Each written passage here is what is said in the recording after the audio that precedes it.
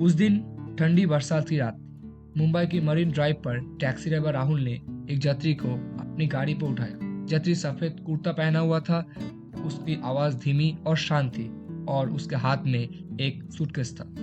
यात्री ने राहुल को धीमे स्वर में पूछा, बांद्रा स्टेशन चलोगे क्या? राहुल को कुछ अजीब सा लगा। उसके पोशाक और बात करने की तरीका कुछ पुराने दिनों की याद दिला रहा था। राहुल ने ज्यादा सोचे बिना टैक्सी चालू कर दिया। जैसे जैसे सफर चलता गया, बारिश धीमी होती गई, जैसे कि माहौल में एक सन्नाटा छाने लगा।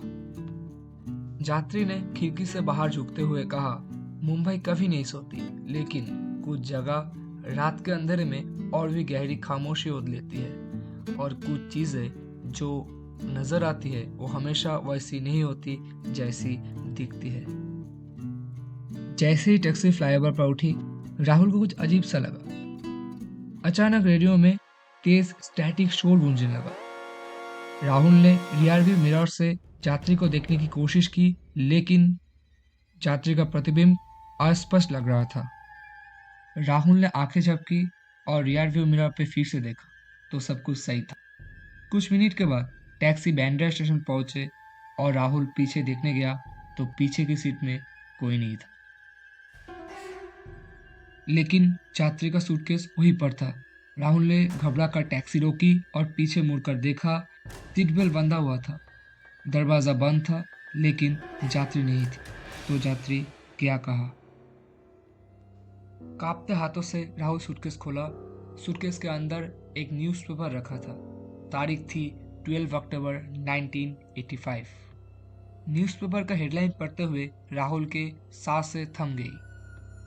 टैक्सी में रहस्यमय तरीके से लापता हुए व्यक्ति आखिरी बार सफेद कुर्ता पहने चमड़े का सूटकेस लेकर देखा गया था। अखबार में छपी हुई तस्वीर उसी यात्री का था जिसको राहुल अभी अभी टैक्सी में बैठाया था। ये सब देखकर राहुल डर गया और पास में एक चाय वाले की दुकान में जाकर अखबार दिखाया।